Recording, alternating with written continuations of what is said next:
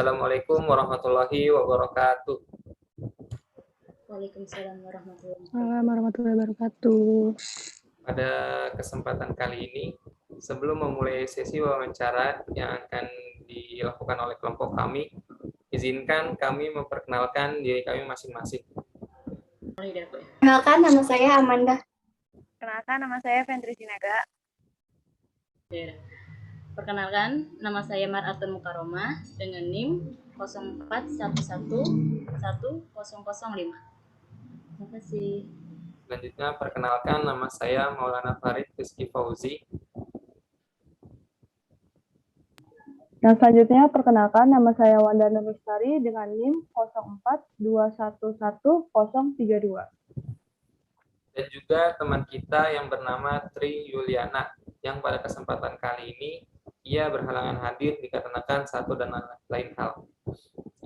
Pada kesempatan wawancara kali ini, kelompok kami akan mengangkat tema yaitu diet dan gizi yang baik bagi para penderita diabetes, serta saran yang baik untuk menjadi seorang ahli gizi. Di wawancara kali ini, kami telah kedatangan narasumber, yaitu yang bernama Ibu Atika Pusparyani. Selamat malam, Ibu. Selamat malam, salam kenal semuanya ya. Salam kenal. Beliau alumni dari Institut Pertanian Bogor dan juga Universitas Brawijaya. Pada kali ini beliau aktif kerja di instalasi gizi RSPAD Gatot Subroto. Langsung kita mulai pada sesi wawancaranya ya. Pertanyaan pertama yang akan dilakukan oleh Amanda Kusuma. Silakan. Baik. Bagi penderita penyakit diabetes, berapa normal takaran gizi di setiap satu kali makan? Langsung jawab aja nih berarti ya. Buat takarannya kan tiap orang itu sebenarnya beda-beda kan. Yang kita tahu sendiri yang pernah hitungan untuk kebutuhan gizi itu kan tergantung sama berat badannya, kemudian aktivitas sama ada faktor stres. Kan untuk penderita diabetes sendiri itu ada rumusnya sendiri ya. Jadi kalau untuk takarannya itu tergantung dari berat badan dan faktor aktivitas sama faktor stres. Nah, tapi untuk persentasenya itu dari proteinnya sekitar 10-15% dari total energi, kemudian dari lemaknya itu 20-25. Jadi disarankan itu tidak boleh lebih dari 25% dari total energi totalnya itu. Kemudian dari karbohidratnya sendiri 45-65% dari kebutuhan energi gitu. Jadi masing-masing orang sebenarnya untuk takarannya itu beda-beda, tapi kita mengacunya pada persentase dari total energi itu. Gimana, Amanda? Oke, makasih. Ya. Selanjutnya, kalau kurang jelas, lanjut aja. Pertanyaan yang akan dilakukan oleh Fendri Sinaga. Silakan. Oke, baik. Pertanyaan keduanya, adakah pantangan atau makanan yang tidak dianjurkan untuk pasien diabetes selain glukosa? Selain glukosa ya, jadi kan kalau glukosa itu termasuk ke karbohidrat juga, tapi itu karbohidrat sederhana. Jadi kalau untuk batasannya itu untuk penderita diabetes sendiri lebih ke karbohidrat ya. Karbohidrat sendiri walaupun dia boleh karbohidrat kompleks kayak nasi, kentang, itu juga ada batasannya. Nah, batasan itu yang tadi 45-65% dari kebutuhan energi total masing-masing individu. Selain itu, penderita diabetes sendiri juga harus membatasi asupan lemak sama kolesterol. Ya, lemaknya itu misalnya lemak jenuh seperti dari minyak goreng gitu ya, terus mentega itu kurang lebih itu harus kurang dari 7% dari total kebutuhan lemaknya gitu. Jadi walaupun dia diperbolehkan, tapi tetap aja ada batasannya ya. Kemudian juga sama garam atau natrium. Jadi apalagi nanti kalau misalnya yang diabetes ada komplikasi yang lain, terutama kalau misalnya ada hipertensi atau ya emang darah tinggi gitu. Jadi memang ada pembatasan untuk natriumnya sendiri. Gimana untuk Patrick? Oke, baik, terima kasih. Selanjutnya pertanyaan akan dilakukan oleh yang Maratun. Oh, ya. Silakan. Oke, pertanyaan ketiga ya. Untuk pertanyaan ketiga, apa sajakah menu diet sehat yang dianjurkan bagi para penderita diabetes? Terima kasih. Untuk menunya sih sebenarnya mengacunya sama pola gizi seimbang ya. Jadi emang kita harus lengkap makannya, tetap makan karbohidrat, protein, lemak, dan serat itu. Tapi untuk penderita diabetes sih lebih ke asupan seratnya juga ditambah. Jadi biasanya kan nasinya diganti nasi merah karena dia seratnya lebih tinggi gitu. Nanti untuk asupan buahnya, sayurannya itu juga nanti lebih difokuskan. Jadi karena untuk asupan serat sendiri itu bisa membantu menurunkan atau mengontrol gula darahnya itu gitu. Gimana Maratun? Gimana, ada lagi? Kurang jelas. Oke, selanjutnya pertanyaan keempat. Berapa banyak karbohidrat per makanan atau sehari yang cocok untuk penderita diabetes yang sedang menjalankan diet? Ya, jadi tadi balik ke yang pertanyaan sebelumnya ya. Jadi untuk asupan karbohidratnya sendiri itu kan tergantung sama berat badan, sama aktivitas dan faktor stres seseorang itu. Nanti kita dari total energinya dibagi ke persentase. Tadi 45-65% dari total kebutuhan. Nah, tapi di buku itu kalau tidak salah tidak boleh kurang dari 180 gram per hari. Jadi walaupun memang dibatasi asupan karbohidratnya, tapi nggak boleh sampai yang rendah banget gitu. Karena kan nanti bisa jadi hipoglikemi gitu kan, itu juga nggak bagus gitu. Jadi untuk batasannya sih maksimal nggak boleh, walaupun rendah nggak boleh kurang dari 180 gram per harinya. Ya, selanjutnya pertanyaan akan dilakukan oleh Wanda. Silakan. Baik, pertanyaan selanjutnya yaitu, apakah sering buang air kecil merupakan efek samping dari diet rendah karbohidrat? Terima kasih. Ya, kalau untuk diet rendah karbohidrat, misalnya untuk yang orang normal nih ya, misalnya dia makan karbohidratnya yang tadi kan kalau rekomendasinya nggak boleh kurang dari 180 gram per hari. Nah, jadi karena dia itu sering buang air kecil, jadi karena kekurangan karbohidrat itu, jadi dia memecah cadangan. Jadi kan kalau misalnya kita makan karbohidratnya banyak, nanti kan disimpan di hati dan otot gitu dalam bentuk glikogen. Nah, nanti kalau misalnya kita kekurangan karbohidrat, jadi nanti dia itu mecah dari cadangan itu, dari glikogen itu, dari cadangan protein dan lemak. Nah, itu juga di metabolismenya itu di ginjal. Nah, jadi nanti dia produksinya itu berupa urin. Jadi kenapa kalau misalnya konsumsi diet rendah karbohidrat itu biasanya sering buang air kecil gitu.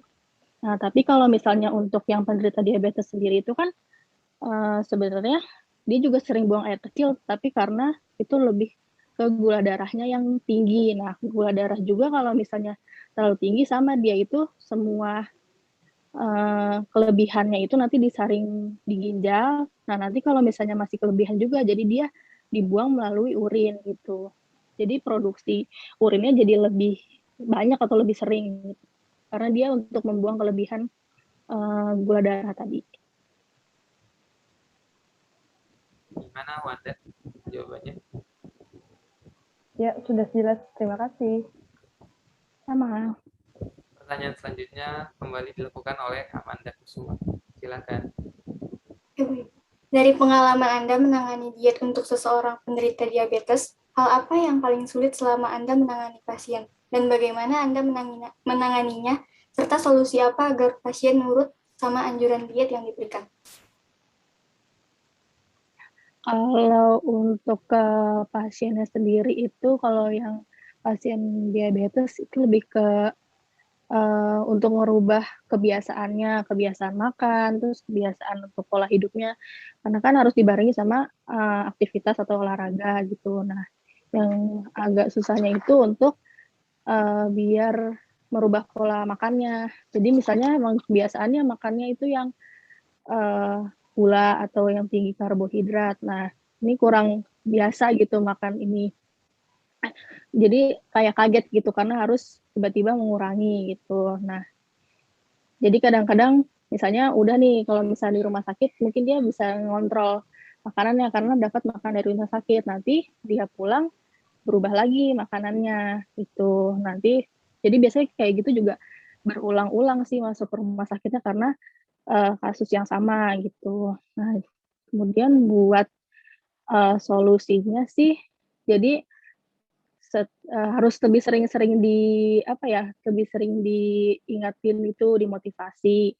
Terus juga kalau misalnya emang yang dia baru kena diabetes, jadi mungkin untuk pengurangan apa asupan makannya, kemudian konsumsi karbohidrat atau gulanya itu juga lebih ke bertahap aja gitu, karena kan karena sulit untuk merubah kebiasaan orang gitu kan. Jadi ya udah, jadi misalnya untuk makannya nanti uh, sedikit-sedikit tapi sering, karena itu juga emang apa ya, ciri-ciri yang diabetes kan juga gitu ya, karena sering ngerasa lapar gitu. Nah jadi buat solusinya gitu sih untuk pembagian, kan ada prinsipnya yang jenis, jumlah, sama jadwal. Nah jadi untuk jumlahnya nanti kalau emang orang itu ngerasa sering lapar, ya udah nanti kita bagi-bagi nih asupan makannya. Jadi mungkin sehari nggak 3 kali makan utama, jadi misalkan dibagi lagi tapi dengan jumlah tetap di apa ya, kebutuhannya dia juga gitu. Nah, terus untuk mengganti snacknya misalnya, jadi misalkan kita ngeganti snacknya yang bikin mengenyangkan, misalnya ganti puding yang ya itu kan sumber seratnya banyak, terus mengenyangkan juga kayak gitu.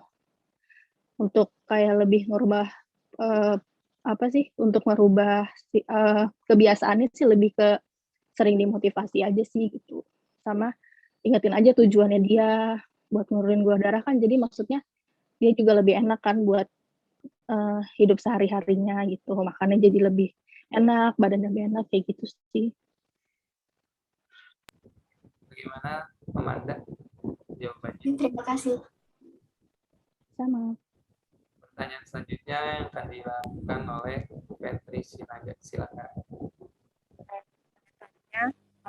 Apakah diet bagi penderita diabetes itu dianjurkan atau sama sekali tidak dianjurkan?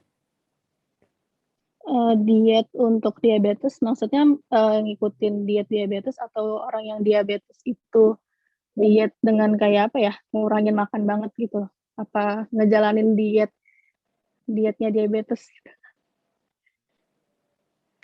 Kayak misalnya kan kalau diet, oh iya kan diet buat orang biasa sama yang penderita diabetes itu beda ya. Maksudnya tuh Ya. sebenarnya kalau misalnya buat penderita diabetes intinya tuh sebenarnya boleh diet gitu. Oh, diet kayak nurunin asupan makannya gitu ya? Iya. Oh, oh iya.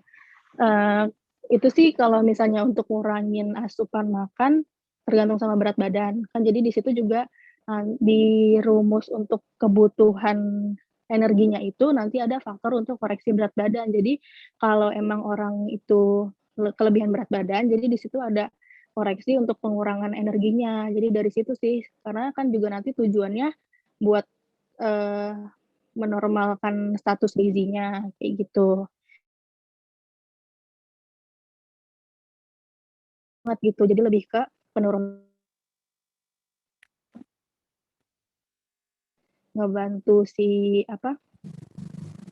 buat ngebantu penurunan gula darah juga sama penurunan berat badannya kayak gitu. Jadi tetap aja sih untuk dietnya itu mengacunya sama si diet untuk diabetes juga gitu. Jadi sesuai sama kebutuhannya. Jadi untuk makannya sih kalau menurut aku tetap kayak harus lengkap juga gitu. Tapi dibatasin untuk jumlahnya. Gimana? Nah, Petri. Terima jawabannya. kasih. Pertanyaan selanjutnya akan ditanyakan oleh Maratun Faromak. Silakan.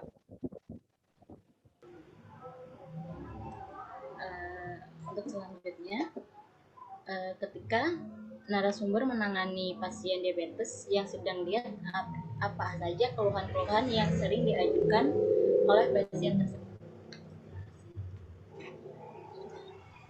Keluhannya itu pasti ini ya, karena emang ciri-cirinya orang diabetes kan sering lapar, jadi emang pas disuruh ngurangin makan itu keluhannya. Sama yang udah kebiasaannya, misalnya kayak dia makannya seringan double karbo nih, kayak dia makan nasi terus makan mie juga kayak gitu.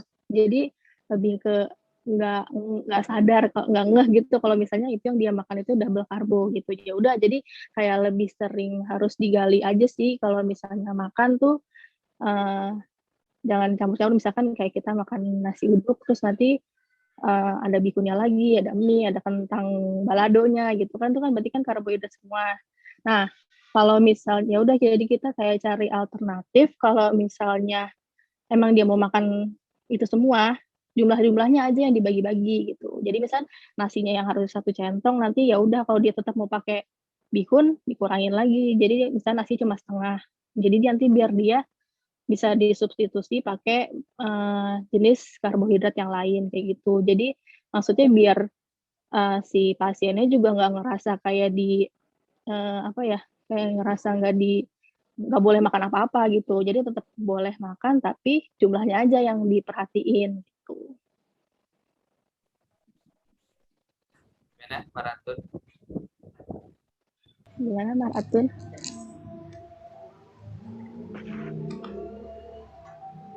Oke ya. Selanjutnya pertanyaan akan dilakukan oleh Wanda Nurlestari. Silakan. Oke, pertanyaan selanjutnya yaitu, jika pasien menjalani,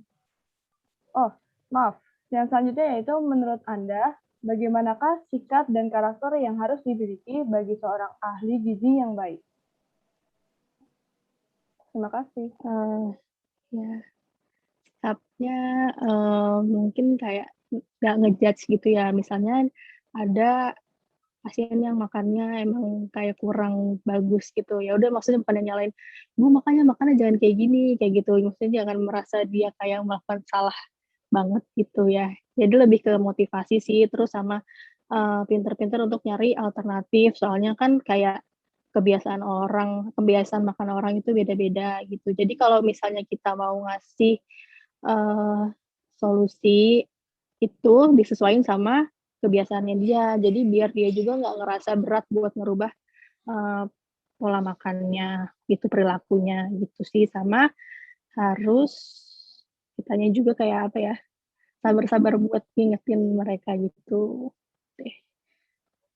Itu aja sih. Oke, gimana, Wanda? Oke, sudah jelas. Terima kasih. Iya.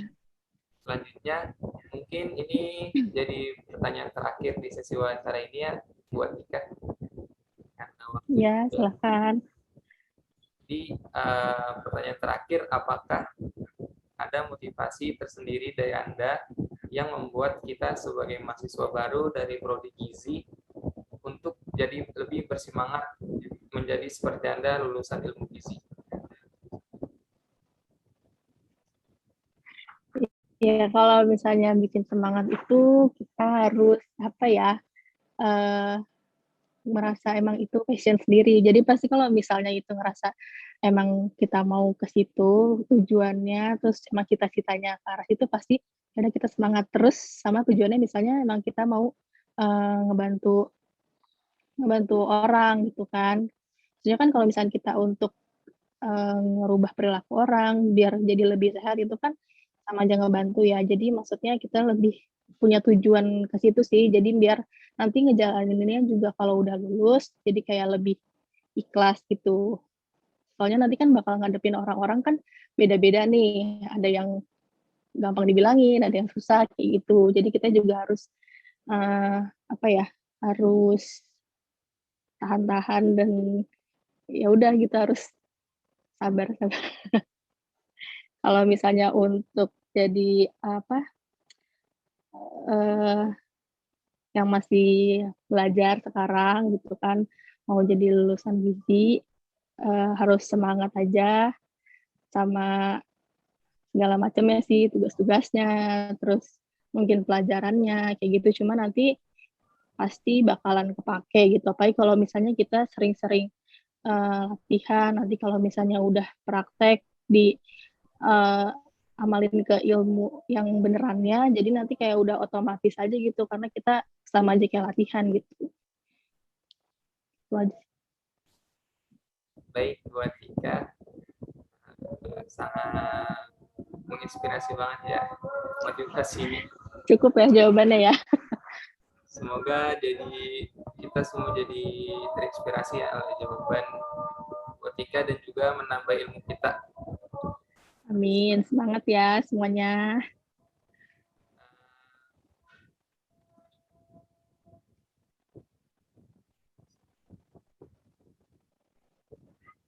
Jadi wawancara kali ini akan kami tutup ya buat Tika. Terima kasih atas waktunya sudah meluangkan untuk kelompok kami. Semoga Sama-sama. lain kali dipertemukan di lain acara. Terima kasih buat Amin. Tika. Selamat malam. Ya, selamat malam. Warahmatullahi wabarakatuh. Waalaikumsalam warahmatullahi wabarakatuh.